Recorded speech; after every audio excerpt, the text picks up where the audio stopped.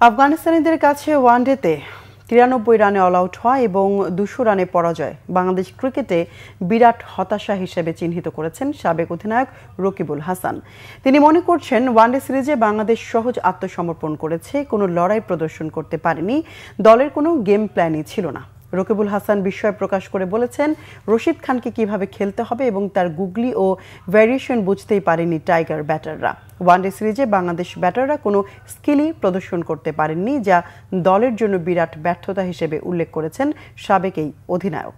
আমি কালকে খেলা দেখে একদম হতাশ হয়ে গেছি যে আমি হার জিত কে এটা থাকবে, একদিন জিতবো একদিন হারবো, বাট আমি তো লড়াই করব। আমি তো কোনো লড়াই দেখলাম না, মনে হলো যেন টোটাল সারেন্ডার, পার্টিকুলারলি ব্যাটিংয়ে। রশিদ খানের বলিংটাই আমরা ধরতে পারলাম না, যে কোনটা লেগ স্পিন, কোনটা গুগলি, কোনটা টপ স্পিন। অনেক দিন ধরেই তো খেলছি আমরা, তো কী হলো কালকে? মনে হলো একটা ঝড় আসলো, একটা সুনামি আসলো। রশিদ খানের নাম শুনেই গাবড়া যায় কিনা আই ডোন্ট নো। নবীর ব্যাটিং দেখছেন, সে কিন্তু এটাই তার লাস্ট সিরিজ, ওয়ার্ল্ড কাপ খেলে ছেড়ে দেবে। এখনও কী ব্যাটিং করে, পাওয়ার হিটিংটা কীভাবে করে আমরা তো করতে পারলাম না। তার পাওয়ার হিটিং কীভাবে করে, বলটাকে পিক করে, কোন জায়গাটা আমি টার্গেট করব, ওই বোলারকে কোথায় খেলবো, সেই সিলেকশনটাই তো আমাদের ঠিক হচ্ছে না। না পারতেছি আমরা সিঙ্গেলস নিতে, না পারতেছি আমরা ডাউন উইকেট খেলতে স্ট্রেট। আপনার এই জায়গাটা তো ভ্যাকুম থাকে।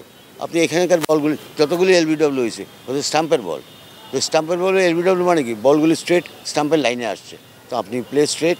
তো এগুলো হলো একটা ব্যাটারের তার স্কিল, কারণ একটা ব্যাটসম্যানের সাথে আরেকটা ব্যাটসম্যানের পার্থক্যটা এগুলি তৈরি করে দেয়। তো সেরকম ব্যাটিং দেয়, একমাত্র সাইফ হাসান ছাড়া আমি তো দেখলাম না যে কেউ পুরো ফুল ফেস অফ দ্য ব্যাটে খেলছে।